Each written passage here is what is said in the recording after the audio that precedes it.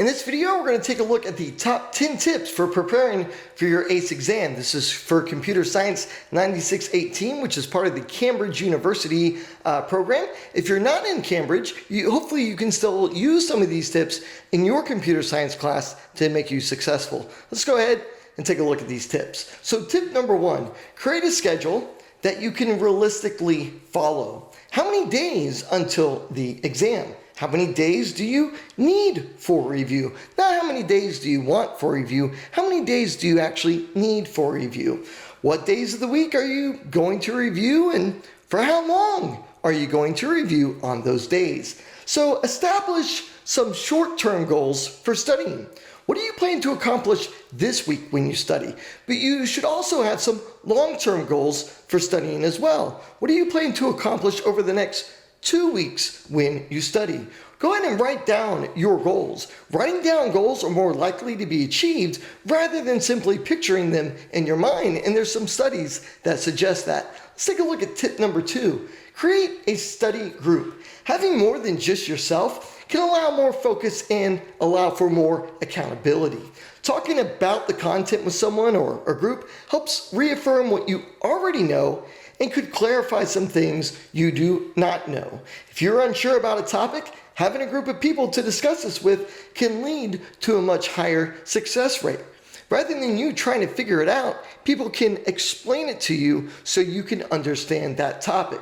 Sharing your study time with like-minded people will make your study time more productive, and you'll be less likely to get distracted. If you're studying at home and you have the TV on, you could get distracted. You have your phone nearby, you're going to get distracted. Being with a group of people who are like-minded, wanting to do well, you'll be less likely to get distracted. Let's keep taking a look at this next one. Focus on what you don't know. Now, there are quite a few topics across the 9618 curriculum you may be familiar with and have a solid understanding of. That's great. Don't spend extra time with the content you already know. That is a waste of time. If you already know how to convert binary numbers to denary numbers, then don't focus on that. Now, it may be a good idea to review, but you don't need to spend a study session on it. This may make you feel better saying, yes, I know how to do this, but other less known topics you could get points for could also appear on the exam. So find where you are weakest and start with that topic. That's going to be your starting point. When you feel stronger in that topic, go ahead, reevaluate where you are weakest and start there again, because you'll start to find that when you start knocking out where you're weakest, you'll become much more comfortable with the curriculum. Remember, you need to write down your goals as you go through. If you're focusing on, say, reverse Polish notation because you don't know what to do, write down your goal. What do you want to do with reverse Polish notation? Don't write down, I want to know reverse Polish notation. Be specific, and we have all kinds of videos that will help you on the AS and A-level exam, so make sure to check those out. Number 4, pass exams. Now, pass exams are a great tool, but they are simply that. They're a tool. Just because a question has been asked doesn't mean that topic will be on your next exam. You need to know what your paper assesses. Paper 1, those are going to be topics 1 to 8, and it's all computer theory. Paper 2, this is topics 9 to 12. It's problem solving and writing code. Now, they're not just going to say, write some code. They're going to give you a scenario. They expect you to problem solve and write that code. Paper 3, this is topics 13 to 20. Now, if you're in A-level, you may be saying, well, we only have topics 13 to 20. You're absolutely right. And anything from the curriculum could be on the paper 3 exam, including that advanced computer theory. So you definitely want to be ready for that. Now, paper 4 is topics 19 and 20. And this has a whole list of things to do. I've made videos on a lot of them, and it's a programming practicum. You're actually going to sit down, and with whatever language your center has been using, you're going to be writing code using that language, and you'll have 2 hours to do so. So there's generally 4 or 5 questions, and there's many parts to those questions. So you definitely want to make sure you know what your paper assesses so you can prepare properly.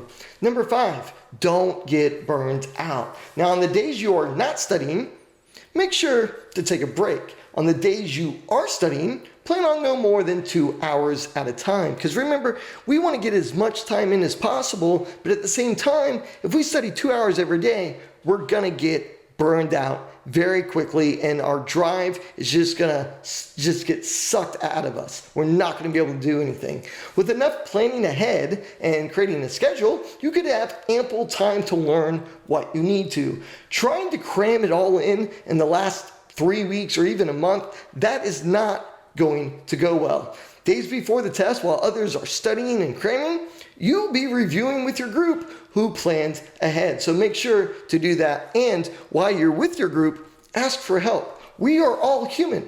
If a topic is difficult or something is not clear, ask for help. Do not assume you will magically one day just wake up and understand it. It's not going to happen. If you fail at something, you still make progress. And that's right, you read that correctly. If you fail at something, you still make progress. Practice builds consistency. Anybody who says practice makes perfect, I'm sorry, I'm going to have to disagree, but it does build consistency. There is nothing wrong with asking for help. We are all human.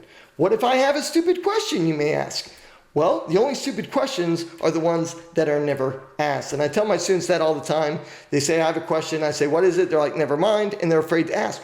Don't be afraid to ask. We all need to know various things. And are there stupid questions? Yes. And I reiterate again, those are the questions that are never asked.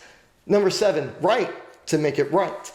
That sounded a lot, more clever when I actually wrote that down. Anyway, studies show that you are much more likely to remember something if you write it down on paper rather than on a digital medium. Now, this sounds crazy, and we as programmers in this class, we write all the time on a digital medium. We are writing code all the time, or hopefully you're writing code all the time. So we're always writing on a digital medium. Typing notes or writing notes on a tablet, it's not as effective. A study released on March 19th of 2021 from the University of Tokyo found the following. A study of university students and recent graduates has revealed that writing on physical paper can lead to more brain activity when remembering the information an hour later. Researchers say that the unique, complex spatial and tactile information associated with writing by hand on physical paper is likely what leads to improved memory. Contrary to the popular belief that digital tools increase efficiency, volunteers who use paper completed the note-taking task about 25% faster than those who use digital tablets or smartphones. So not only are you saving time by actually writing it, but you're also much more likely to have improved memory about the content you are studying. So I found that very interesting, and it's backed by science. Tip number 8, getting enough sleep. Now, you actually learn when you sleep. That's actually when learning takes place. Now, I'm not talking about playing a recording of your notes when you sleep. There's little evidence to show that that even works. So if you're doing that, you're just wasting time and energy. Now, I'm talking about you actually learn when you sleep. Research suggests when you sleep, your brain consolidates information and actually strengthens those neural connections that help form our memories. So when you sleep and you allow enough time to sleep, you're much more likely to have that improved recall. Worst case scenario, we catch up on some sleep. So if it doesn't work out the way we want, we at least catch up on some sleep. Now, having a routine sleep schedule will make waking on the day of the exam much easier and lead to you feeling rested. This can be hard for a lot of us, though. I know for me, I go to sleep at a certain time, Monday through Thursday, Friday, the weekends here, and I don't want to go to sleep at a reasonable time. I want to stay up late. But as I get older, these all-nighters get shorter and shorter. I keep telling my wife, I'm going to pull an all-nighter, and they're getting shorter and shorter as I get a little older, though. But try to create a sleep schedule.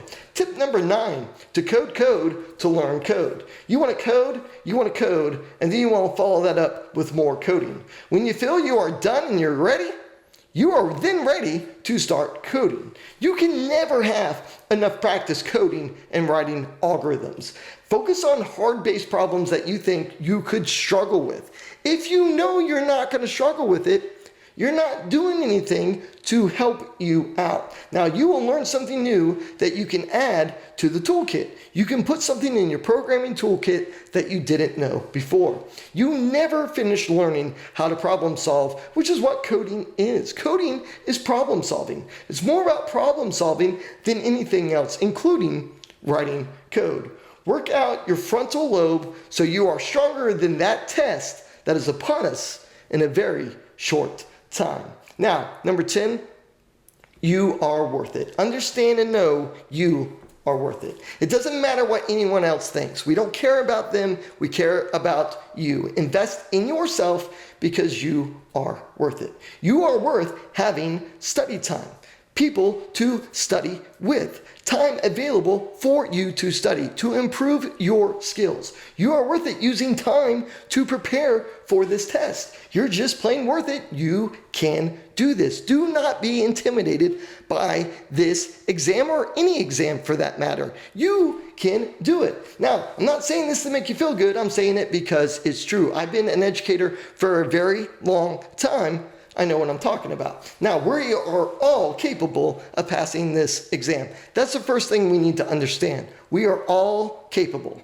We all started out knowing absolutely nothing, or should I say null, and look how far we have come just from the beginning of this year to where we are now. If you're in your second year or your A-level, think about when you started out, how you knew nothing. And think about what you're doing now, writing all these complex algorithms. Knowing how far we have come, doesn't that let us know that we can go even farther? So don't give up. Make sure you plan ahead and make sure you show this exam who they're dealing with. You show this exam who's boss. Hope you guys found this video helpful. If you did, make sure to share a study tip that you use down below in the comments. Make sure to give it a thumbs up and subscribe to help the channel grow. And we'll see you guys in the next video.